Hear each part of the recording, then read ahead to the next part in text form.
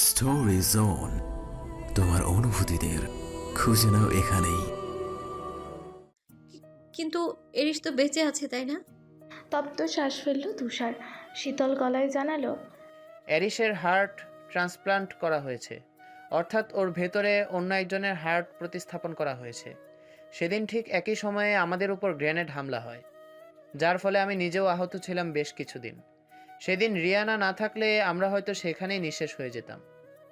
বাক্য শেষে যন্ত্রমানবের বুক চিরে বেরিয়ে এলো তপ্ত এক দীর্ঘশ্বাস। ঈশানীর শরীরটা অসাড় হয়ে যাচ্ছে ক্রমশ। এতগুলো রহস্য একসঙ্গে সামনে আসতেই বোধশক্তি হারিয়ে ফেলল আকস্মাৎ।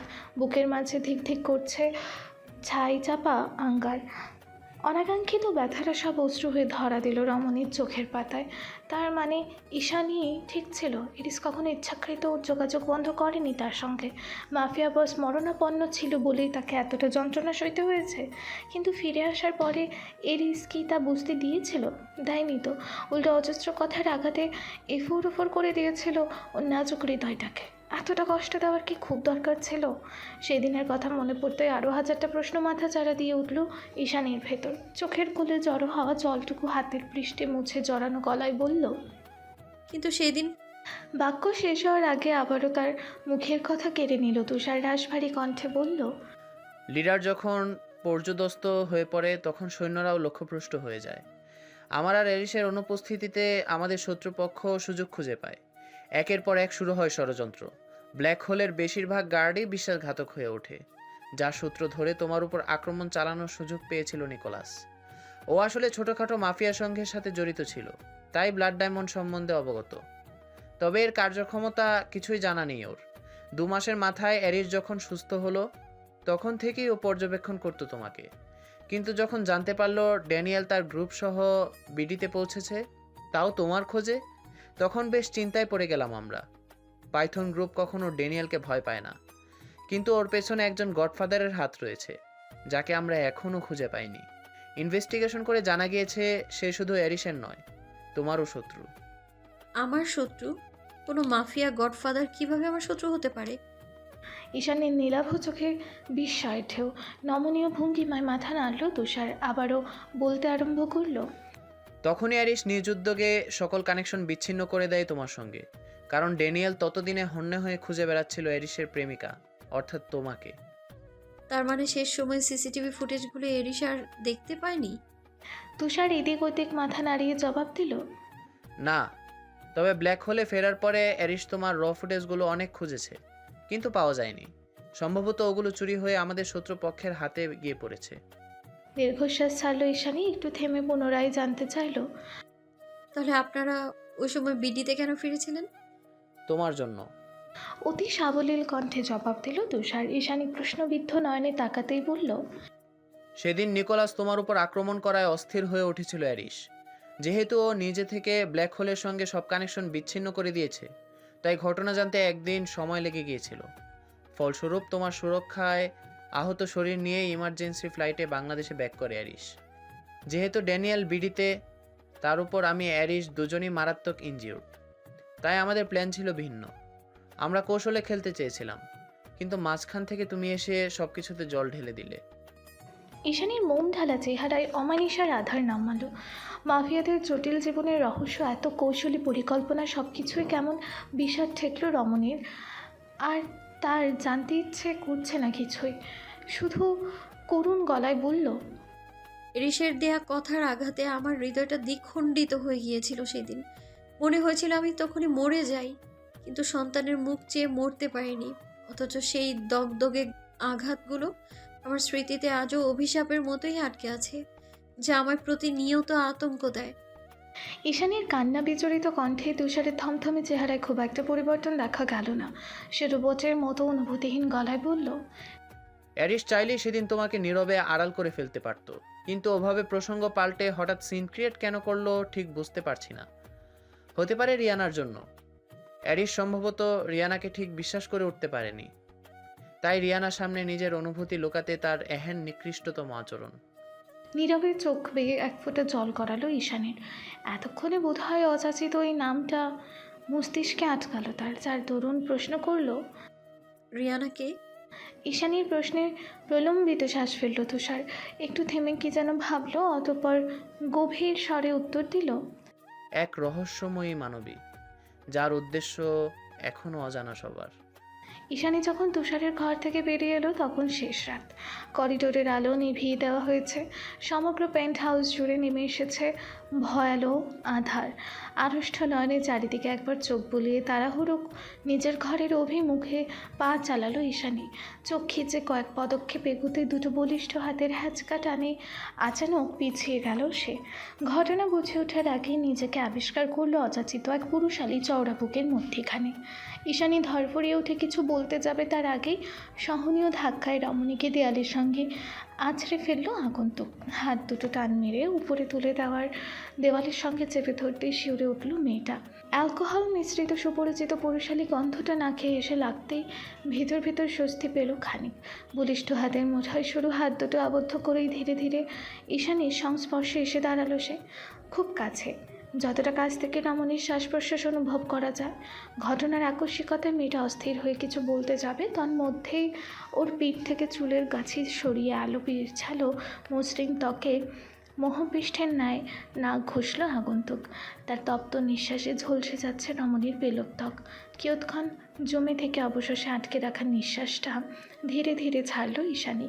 হাঁপুড়ের মতো শ্বাস ফেলে আওড়ালো, এরিস। তৎক্ষণাৎ ওকে এক ঝটকায় ঘুরিয়ে দিল এরিস। হাত দুটো আগের মতোই দেয়ালে আবদ্ধ। শুনশান নৈশব্দের মাঝেই অদ্ভুত ঝঙ্কার তুলছে দুজনার অনিয়ন্ত্রিত হৃদস্পন্দন। সব কিছুকে উপেক্ষা করে আধার গলানো ধোঁয়াশার মাঝেই দৃষ্টি মিলন ঘটালো মাফিয়া বস। অতঃপর ঘোর লাগা মাদকীয় স্বরে বিড়বিড়ালো, প্রেম আমার। নিস্তব্ধ নিশীতে পর্বততুল্য পেন্ট হাউসটিকে অশরীরী মতো ভয়ানক লাগছে। বড় বড় ছাদ বারান্দা দুটো যেন তাদের আগ্রাসী চোখ, যার চতুর্দিকে ঘেরাও করে আছে ধপধপে সাদা রুমোর শরীরের শত শত নেকড়ে প্যাক। শেষ রাতের দিকে একটু একটু তুষারপাত হচ্ছে। পেঁচা তুলোর মতো মোলায়েম বরফের আস্তরে ভরে উঠেছে এক ছাদ বারান্দার মসৃণ কাচের দেয়াল। ভেতরে অসহনীয় নৈশব্দ। আধার মিশ্রিত কালো ধোঁয়াশার মাঝে করিডোরের দেয়াল ঘেঁষে দাঁড়িয়ে আছে এক লম্বাকৃতির অবয়ব। তার প্রশস্ত বুকের মধ্যিখানে লতার মতো লেপ্টে আছে মোম নরম একটা নারী শরীর। মন্ত্রমুগ্ধের মতো সেই লতানো রমণীর সমুদ্র নীল চোখে দৃষ্টি ডুবিয়ে রেখেছে মাফিয়া বস। এরিসের সংক্ষিপ্ত প্রত্যুত্তরে কয়েক মুহূর্তের জন্য স্তব্ধ হয়ে পড়েছিল রমণীর দোদুল্যমান হৃদয়। পরক্ষণেই হতভম্ব ভাবটা কেটে যেতে চোখ মুখ কুঁচকে ফেলল সে। কণ্ঠে বিতৃষ্ণা ধরে রেখে বলল, তুমি আবারও ড্রাগ নিয়েছো? নির্লিপ্তে মাথা নাড়ল মাফিয়া বস। ঈশানীর পানে আরেকটু ঝুঁকে হিসিয়ে বলল, না নিলে মরে যাই। ঈশানী চোখ তুলল। স্বামীর সিল্কি শার্টের কলারটা দুহাতে চেপে ধরে সীমাহীন অধিকার নিয়ে বলল, তুমি ড্রাগ ছেড়ে দিবে? পারবো না তো। অবলীলায় জবাব দিল এরিস। ঈশানী ভ্রু কুচকালো, কণ্ঠে উষ্মা নিয়ে বলল, কেন পারবে না? আমি তো আছি। এরিস এবার আরেকটু ঝুঁকল। রমণীর কণ্ঠনালীর সংস্পর্শে মুখ নামিয়ে নাক টেনে ভ্যানিলার মিষ্টি সুঘ্রাণ নিল। তারপর কয়েক মুহূর্ত থেমে অস্ফুট স্বরে আওড়ালো, তোমাকে চাওয়াটা যন্ত্রণার, কাছে পাওয়াটা ততোধিক বেশি যন্ত্রণার। তার চেয়ে ড্রাগসই ভালো। ব্যথা তো আর দিচ্ছে না আমায়। এরিসের কণ্ঠে অব্যক্ত বিদ্রুপ, যার ফলে এক আশ্চর্য বিষাদে ছেয়ে গেল রমণীর সমগ্র অন্তঃকরণ। মাত্রাতিক অভিমান নিয়ে বলল, আমি যদি এতটাই যন্ত্রণার, তবে কেন রেখে গেছো নিজের কাছে? কারণ তুমি ড্রাগের চেয়েও ভয়ঙ্কর নেশা। তোমাকে দূরে সরানো মানে আত্মঘাতী হওয়া। এরিসের কথার বিপরীতে ঈশানী কিছু বলতে যাবে, তন্মধ্যে ওর চোখ গিয়ে আটকালো ইস্পাত কঠিন বুকের মাঝে সে গভীর কাটা দাগটায়। শার্টের দুটো বোতামের অকার্যকারিতায় স্পষ্ট সে বিভৎস ক্ষতচিহ্ন। ঈশানী ধীরে ধীরে হাত বোলালো, প্রকম্পিত পরশে ছুঁয়ে দেখল জায়গাটা। অতঃপর অনুভূতিহীন গলায় বলল, এখানে অন্য কারোর হৃদয়ে বসানো হয়েছে। বাক্যটুকু শেষ করে তড়িৎ পায়ে চলেই যাচ্ছিল মেয়েটা। তক্ষুনি ফের জোরালো টানে ওকে বুকের উপর এনে ফেললো এরিস। জড়ানো আওয়াজ তুলে বলল, কোথায় যাচ্ছ? কথা শেষ হয়নি আমার। যা বলার দ্রুত বলো, আমার ছেলে ওঠার সময় হয়ে এসেছে। ঈশানীর কণ্ঠে চাপা ক্রোধ। এরিস নিজের মাঝেই নেই, তার বলিষ্ঠ দেহ হাওয়ার মতো টলছে, অথচ কণ্ঠে দৃঢ় অধিকার নিয়ে ঈশানীকে সংশোধন করে জবাব দিল, আমার নয়, আমাদের ছেলে। ঈশানী দীর্ঘশ্বাস ছাড়ল। এরিস জানতে চাইল। আর কি যেন বললে? তৎক্ষণাৎ ওর বক্ষ বিভাজিকার দগদগে ক্ষতস্থানে আবারও হাত ছোঁয়ালো রমণী। বলল, এটা অন্য কারো হৃদয়। মাফিয়া বসের ধূসর গহ্বরে মাদকের মতো ঘোর, অথচ চোখের তারায় কি ভীষণ ব্যথা, কি করুণ তার চাহনি। ততটা কাতর স্বরে রমণীকে মাঝপথে প্রতিহত করল সে। এটা যার হৃদয় হোক না কেন, এই দেহে প্রবেশ করার পর তা কেবল তোমার জন্যই স্পন্দিত। ঈশানীর শুষ্ক চোখের কটর জলে ভরে উঠল। জমে থাকা শক্ত শরীরটা ধীরে ধীরে নিস্তেজ হয়ে গিয়েছে। কলমিলতার মতোই স্বামীর শরীরে ঝুঁকে পড়েছে মেয়েটা। তন্মধ্যে আবারও ভেসে এলো নিয়ন্ত্রণহীন লোকটার বিগলিত কাতরে কণ্ঠস্বর। কেন তুমি এত দূরে? কেন তোমার স্পর্শগুলো এত দূরত্বের? একটু কি কাছে আসা যায় না? আমি কি এতটাই খারাপ, এতটাই জঘন্য? ঈশানীর চোখে বিস্ময়। এরিসের ঘোলাটে চোখে দৃষ্টিপাত করে অকপটে জিজ্ঞেস করল, কি হয়েছে তোমার এরিস? কেন এমন করছো? দাম্ভিক এরিস ইউভানের হিমালয়ের মতো নিটল শরীরটা আত্মসম্মানের ভারে টলে উঠল খানিক। তবু থমকালো না সে, যেন আজ না বললে কোনো কিছুই আর বলা হবে না কোনো দিন। তেমন করেই ধ্বনিত হলো তার ব্যথা ভরা কণ্ঠস্বর। ভালোই তো ছিলাম আমি আমার নৃশংস জগতে, আমার অন্ধকারে নিমজ্জিত অশুভ দুনিয়ায়। আমার পাওয়ার, আমার কৌশল, আমার পাপের রাজত্ব সবকিছুই আমাকে সন্তুষ্টি দিত। রক্তের ছাপ পৈশাসিক তৃপ্তি দিত। সবকিছু তো ভালোই চলছিল। হৃদয় আমার সর্বদা মস্তিষ্কের নিয়ন্ত্রণে ছিল, কিন্তু সেই সব কিছু প্রলয়ের মতো লণ্ডভণ্ড করে দিয়ে হৃদয়ে এসে গেড়ে বসেছ তুমি। আমার মতো একটা নিষ্ঠুর, পাপী, অনুভূতিহীন মানুষকে উন্মাদ বানিয়ে ফেলেছ। আমি না হয় দুর্বল, আত্মবিশ্বাসহীন, বোকা একটা মেয়ে, তাই না বুঝেই তোমায় ভালোবেসে ফেলেছিলাম। কিন্তু তুমি কেন উন্মাদ হতে গেলে এরিস? এটা তো কথা ছিল না। ঈশানীর কথার বিপরীতে ধীরে ধীরে নমনীয় হয়ে এলো মাফিয়া বসের হিমশীতল কণ্ঠস্বর। তরল গলায় বলল, কোনো এক বিষণ্ণ সন্ধ্যায় আমি পেন্ট হাউসে ফিরেছিলাম। তারপর হুট করে দেখতে পেলাম আমার আধার কারো পেন্ট হাউসে সাদা পায়রার মতো ঘুরে ঘুরে নৃত্য করছে এক পবিত্র রমণী। তার হাসির প্রভাবে চেরি ব্লজমের মিষ্টি সুবাদে ভরে উঠেছে সমগ্র প্যারাডাইজ। ঠিক সেই মুহূর্তে আমার বৈচাসিক আত্মাটা থরথর করে কেঁপে উঠল। অনুভূতিহীন মস্তিষ্ক জুড়ে তড়াক করে বেজে উঠল স্নায়ুযুদ্ধের শক্তিশালী দামামা। আমি দুহাতে ঠেলে প্রতিহত করতে চাইলাম সেই অভিলাষ, কিন্তু আমার বেহায়া দু চোখ ঘুরে ফিরে বারবার ওই একই দৃশ্যতে আটকে রইল। তখনও বুঝতে পারিনি আমার অগোচরে এই পাথর হৃদয়ে কি বিশাল চির ধরে গিয়েছিল সেদিন। এটুকু বলে ঈশানীর দুটো হাত এনে নিজের বুকের ওপর রাখলো এরিস। রমণী নির্বাক হয়ে দেখে যাচ্ছে শুধু।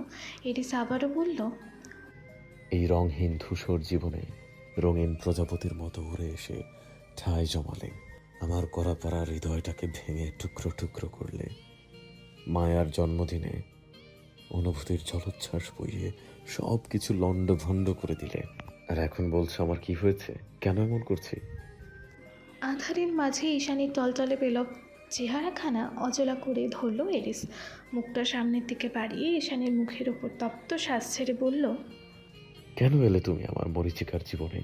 কেন দেখালে এই সুখের আভাস? আমি তো চাইনি কিছুই, বলিনি তোমাকে ভালোবাসতে। তাহলে কেন নীল চোখের উত্তাপে এভাবে ঝলসে দিচ্ছ হৃদয়টা? কেন এভাবে পোড়াচ্ছ আমায়? তোমার শরীর থেকে আত্মার সবকিছুর অধিকার শুধু আমার। তাহলে কেন মাহিন জড়িয়ে ধরলো তোমাকে? কেন ধরলো? কেন? Answer me. এরিসের সেই হুঙ্কারে ঝটিকা প্রবাহের মতো কেঁপে উঠল রমণী। বুকের ভেতর ঝিপঝিপ করে ঝরে পড়ছে অনুভূতির ইলশিগুড়ি বৃষ্টি। ঈশানী ভালোভাবেই টের পেল সে শীতল আবেশটুকু। পর মুহূর্তে মুখ ফুটে কিছু বলতে যাবে, তন্মধ্যে আরেক দফা বাক্য ছুড়ল মাফিয়া বস। আমি জানি আমি খারাপ, জাস্ট আ ফাকিং মাফিয়া টেরোরিস্ট, তোমার ভাষায় জানোয়ার। কিন্তু আমারও তো কষ্ট হয়, আমিও তো মানুষ। নাকি তুমি আমাকে সত্যি সত্যি জানোয়ার ভাবা শুরু করে দিয়েছো? স্তম্ভিত বিমূঢ় হয়ে দাঁড়িয়ে রইল ঈশানী। শান্ত দিঘির জলের ন্যায় চোখ দুটো এতক্ষণে ছলকে উঠল এরিসের। সেইখানটায় মুক্তদানের মতো এক ফোঁটা স্বচ্ছ জল উকি দিলিয়ে ফের মিলিয়ে গেল ধোঁয়াশায়। এরিস বিড়বিড়িয়ে আওড়ালো, হ্যালো ডিয়ার লিসেনার্স, আপনারা শুনছেন স্টোরিজ অন প্রেজেন্স ধারাবাহিক পর্বগল্প। আমাদের সামগ্রিক প্রচেষ্টাকে উৎসাহিত করতে লাইক অ্যান্ড কমেন্ট করতে ভুলবেন না। Thank you. তুমি যদি জানতে কি ভীষণ যন্ত্রণা আমার বুকের ভেতরে, তাহলে এতক্ষণে ভয় আতকে মুষড়ে পড়তে। একটু থেমে আবারও বলল, আমি যে কলুষিত আধারের মরিচিকা, তুমি সেখানে প্রস্ফুটিত আলোর ঝলমলে বিচ্ছুরণ। আমি ধ্বংসের দূত হলে তুমি সৃষ্টির শুভ্রতা। আমি এক পাপের সংগ্রাম, আর তুমি আমার একমাত্র পরিণীতা। মাফিয়া বসের প্রেমিক মনের অভিলাষ সমানিশার আধারের মতোই প্রকার। তার ধূসর বাদামি চোখের তারার ভর করেছে নিখাদ বেদনা। ঈশানী ঠাঁই দাঁড়িয়েছিল এতক্ষণ। আধারের মাঝে চিকচিক করছে তার নীলাভ চোখের নির্লিপ্ত আবেগাশ্রু। কয়েক মুহূর্ত সেভাবেই অতিবাহিত হলো। ওরা দুজনই পার করলো ওদের জীবন সংগ্রামের সবচেয়ে কঠোরতম অধ্যায়। খানিক বাদে নড়ে চড়ে উঠল রমণী। নাক টেনে ভারী নিঃশ্বাস ছেড়ে বলল, এত কষ্ট, এত যন্ত্রণা বয়ে বেরিয়ে কি লাভ এরিস? জীবনের এই পর্যায়ে দাঁড়িয়ে আমার কি কোনো ডেস্টিনি রয়েছে? তুমি কি আদৌ কখনো ছাড়তে পারবে এই কালো দুনিয়া? দিতে পারবে আমার ছেলেকে একটা উজ্জ্বল ভবিষ্যৎ? ওপাশে পিনপতন নৈশব্দ। এই সামান্য নীরবতাটুকু সহ্য হলো না রমণীর। সহসা তড়িৎ হাতে মাফিয়া বসের কলার চেপে ধরে চাপা অভিমান নিয়ে ফুঁসে উঠল মেয়েটা। আমি জানি তুমি পারবে না। এই অন্ধকার দুনিয়া থেকে বেরিয়ে তুমি কখনোই একটা সাজানো সংসার দিতে পারবে না আমায় এরিস। আর না তো কখনো পিতৃস্নেহে আগলে রাখতে পারবে নিজের সন্তানকে। তুমি আর তোমার চারপাশের এই মাফিয়া নামক জানোয়ারগুলো এই অসুস্থ জীবনে এতটাই অভ্যস্ত যে চাইলেও কখনো বেরিয়ে আসতে পারবে না এখান থেকে। তাহলে আমার ছেলের ভবিষ্যৎটা ঠিক কোথায় গিয়ে দাঁড়াবে বলতে পারো? কি শিখবে ও? কোথায় বড় হবে? এই নৃশংস প্যারাডাইজে? এটা কি আদৌ কোনো জীবন? ওর বাবা একজন মাফিয়া বস, এতে তো ওর কোনো দোষ নেই। তাহলে কেন আমার ছেলেটা এই পাপের দুনিয়ার কলুষিত গায়ে মেখে বড় হবে? একজন বাবা হিসেবে তুমি ঠিক কতটা ব্যর্থ বুঝতে পারছো তুমি? আমার ছেলেটা কি একটা স্বাভাবিক জীবন ডিজার্ভ করে না এরিস? কেন দিচ্ছ না তাহলে আমাদের একটা স্বাভাবিক জীবন? কেন অন্য সবার মতো বাবা মায়ের সঙ্গে একটা পরিবার পাচ্ছে না? কেনই বা স্বামী সন্তান নিয়ে একটা সুখের সংসার স্বপ্ন দেখতে পারি না আমি?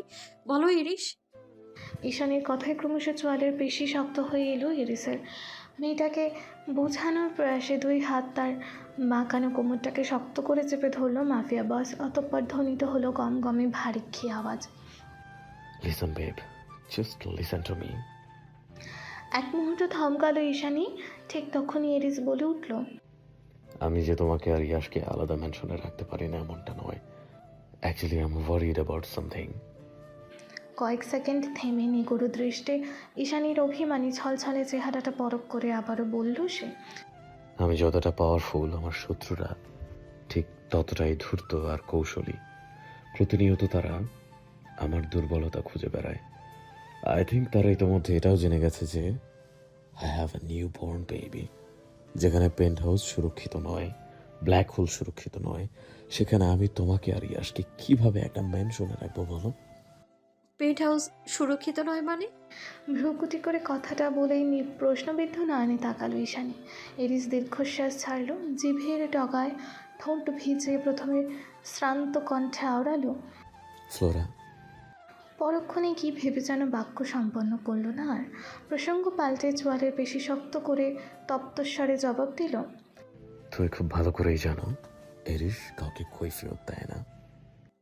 গত কয়েক প্রহর যাবৎ এত ভালোবাসার বুড়ি আওড়ানোর পর আকস্মাৎ এহেন প্রত্যাখ্যান সহ্য হলো না ঈশানীর। সহসা আর একটা কথাও বলল না সে। সম্পর্কে দোলাচাল আর অনুভূতিটুকু অমীমাংসিত রেখেই কান্না ভেজা চোখে হনহনিয়ে হাঁটা ধরল কক্ষের দিকে। পেছন থেকে ভেসে এলো মাফিয়া বসের জোরালো মুষ্ঠাঘাতের শব্দ। ক্রোধান্ধ হয়ে দেয়ালের ওপর ঘুষিয়ে ছেড়েছে বোধহয়। তবু ফিরে তাকালো না রমণী। পাহাড় সমান অভিমান নিয়ে প্রস্থান করলো সেখান থেকে। ঘড়ির কাঁটাচারের ঘরে স্থির। ভোরের আলো ফুটতে এখনও অনেকটা সময় বাকি। ইয়াশকে খাইয়ে ন্যাপি পাল্টে আরেক দফা ঘুম পাড়িয়েছে ঈশানী। এবার ওর নিজেরও বিশ্রাম নেওয়ার পালা, কিন্তু আজ চোখ দুটো ভীষণ জ্বলছে রমণীর। এক সমুদ্র ফ্যানিল জলরাশির মতোই বুদবুদ করে সমগ্র হৃদয়ের বেলাভূমি জুড়ে আছড়ে পড়ছে অসহনীয় তীব্র বেদনা। জীবনের ভুল সমীকরণ মেলাতে মেলাতে এত দূর চলে এলো মেয়েটা, অথচ আজ অব্দি উত্তরের দেখা নেই। বাইরে তুমুল বেগে তুষারপাত। ঈশানী একটু এগিয়ে জানালার পর্দা সরিয়ে উঁকি দিল। শুভ্র তুষারের আবরণে শ্বেত বকের মতোই ধপধপে সাদা হয়ে উঠেছে চারিপাশ। পবিত্র একটা অনুভূতির উষ্মায় চোখ জুড়িয়ে এলো ঈশানীর। সে নীরবে দীর্ঘশ্বাস ছাড়ল। এরই মাঝে দরজায় কড়া নাড়ল কেউ। ঈশানী এগিয়ে গিয়ে দরজা খুলতে দেখল দুজন কালো পোশাকধারী কাঠ অন্যমনস্ক হয়ে দাঁড়িয়ে আছে কক্ষের বাইরে। কি হয়েছে? সন্দিগ্ধ গলায় প্রশ্ন ছুটতে নিজের মাঝে চাওয়াচাওয়ি করলো গার্ড দুটো। অতঃপর উদ্গ্রীব হয়ে জানালো, তুষার বস আপনাকে ডেকে পাঠিয়েছে, জরুরি প্রয়োজন। পাশের কফি টেবিল হাতে শরীরে একটা উলের চাদর জড়ালো ঈশানী। তারপর কৌতূহলী গলায় জানতে চাইল, এত রাতে হঠাৎ কি প্রয়োজন? লোক দুটো আবারও নিজেদের মাঝে দৃষ্টির আদান প্রদান করলো। তারা উত্তর দিতে ভয় পাচ্ছে। ব্যাপারটা উপলব্ধি হতেই দীর্ঘশ্বাস ছাড়লো ঈশানী। কিঞ্চিত ঠোঁট নাড়িয়ে সায় দিয়ে বলল, ঠিক আছে, চলুন। লোক দুটোকে অনুসরণ করে এরিসের কক্ষের সামনে চলে এলো ঈশানী। তুষার আগে থেকেই উপস্থিত সেখানে। সহসা এগিয়ে গিয়ে যন্ত্রমানবের উদ্দেশ্যে প্রশ্ন ছুড়ল রমণী। কি হয়েছে? তুষার প্রত্যুত্তর করল না, নির্লিপ্তে চেয়ে রইল ঘরের ভেতর। তুষারের দৃষ্টি অনুসরণ করে ঈশানী একটু উঁকি দিতেই শরীর শিউরে উঠল তার। ঘরের ভেতর প্রত্যেকটা আসবাব উল্টে পড়ে আছে। কাঁচের দেয়ালগুলো ভেঙে চূর্ণ বিচূর্ণ। অত্যাধুনিক শ্যাম্পেইন আর বিয়ারের বোতলগুলোরও একই দশা। কক্ষের ঠিক মাঝ বরাবর কয়েক ভাগে বিভক্ত হয়ে মুখ থুবড়ে পড়ে আছে বিশাল আকৃতির চ্যান্ডেলিয়ারটা। তার ঠিক পেছনেই দেয়ালের সংস্পর্শে পিঠ ঠেকিয়ে চিত্তপুত্তলিকার মতোই ঠায় বসে আছে এরিস। পরিধেয় চারকোল রঙের শার্টটা রক্তে মাখামাখি। পুরুষালী চওড়া হাতের তালুতে আড়াআড়িভাবে আটকে আছে একটা বড় সাইজের কাঁচের টুকরো। সেখান থেকে রক্ত ঝরছে অনর্গল। যান্ত্রিক রোবটের মতোই নিজের রক্তাভ হাতের মাঝে অপলক দৃষ্টিপাত করে আছে মাফিয়া বস। সব কিছু এক নজর পর্যবেক্ষণ করে তুষারের পানে দৃষ্টি ঘোরালো ঈশানী। কণ্ঠে চাপা ক্রোধ নিয়ে বলল, এমন ভয়াবহ তাণ্ডব কখন ঘটিয়েছে এরিস? একটু আগেই। মানুষটা কিভাবে নিজেকে রক্তাক্ত করেছে? কেউ আটকায়নি কেন ওকে? তুষারের মুখাবয়ব নির্লিপ্ত কঠিন স্বরে জবাব দিল, মাফিয়া বসকে আটকানো সাধ্য কার? ওকে আটকানো মানে নিজের মৃত্যুকে নিজেই আলিঙ্গন করা। মানে? রমণীর কণ্ঠে বিস্ময়। তুষার জবাব দিল, ওর হাতে রিভলভার দেখেছো? ওটা ফুললি লোড। এই মুহূর্তে অ্যারিসের সামনে গেলে যে কাউকে চোখ বুজে শ্যুট করে দেবে ও। ঈশানী দীর্ঘশ্বাস ছাড়ল। অতঃপর খালি পায়ে কাঁচের টুকরো ভর্তি মেঝে মারিয়ে সোজা হেঁটে গেল এরিসের নিকট। পেছন থেকে তুষার ডাকল, তবে ঈশানী আর ঘুরে তাকায়নি। রমণীর দৃঢ় বিশ্বাস এরিস তাকে কিছুই করবে না। ঈশানী যখন সামনে এসে দাঁড়ালো, মাফিয়া বস তখনও নির্লিপ্ত। পূর্বের ন্যায় নিজের রক্তাক্ত হাতের দিকে খুব আগ্রহ নিয়ে তাকিয়ে আছে সে। কোনো রূপ বাক্যালাপ না করেই হাঁটু মুড়ে তার মুখোমুখি হয়ে বসলো ঈশানী। তারপর ক্ষতবিক্ষত হাতটা নিজে হাতের মুঠোয় পুড়ে আলতো করে ফু দিতে আরম্ভ করলো। রমণীর মখমলি পরশে মুহূর্তেই বিভ্রম কেটে গেল এরিসের। সে তাকিয়ে দেখল প্রেয়সীর তৎপরতা। কাঁচের টুকরো তুলতে গিয়ে কেমন চোখ মুখ কুঁচকে ফেলেছে মেয়েটা। সহসা নিরেট গলায় জবাব দিয়ে গেল এরিস, এটা ব্যথা করছে না, একটু ব্যথা করছে না, অ্যান্ড আই উইশ এটা একটু ব্যথা করুক। ঈশানী চোখ খুলল। থই থই নয়ন মেলে মাফিয়া বসের রক্তাভ অক্ষিপথের দৃষ্টি মিলন ঘটিয়ে বলল, কাচের টুকরোটা পুরোপুরি ঢুকে গিয়েছে। এটা বের করার সময় ব্যথা লাগবে। লাগবে না। নিরুদ্বেগ স্বরে কথাটা বলতে না বলতেই ওর করতল থেকে টান মেরে কাঁচের টুকরোটা বের করে আনলো ঈশানী। এরিস এতটাই পাথর হয়ে আছে একবার পলক অবধি ফেলল না। ওদিকে সমগ্র হাত জুড়ে রক্তের ধারা বইতে শুরু করেছে। ঈশানী দু হাতে চেপে ধরেছে ক্ষতস্থান। এরিস ওর দিকেই চেয়ে আছে নিষ্প্রভ। মেয়েটার অতর্কিত উদ্বেগ অনুভূতিহীন লোকটার ভেতর আশ্চর্য এক প্রশান্তি দিচ্ছে। বুকের রক্ত তোলপাড় করা যন্ত্রণাগুলো একটু শিথিল মনে হচ্ছে। পুনরায় অপ্রত্যাশিতভাবে দৃষ্টি মিলিত হলো দুজনের। মাফিয়া বসের কাতর দৃষ্টি থমকে গেল রমণী।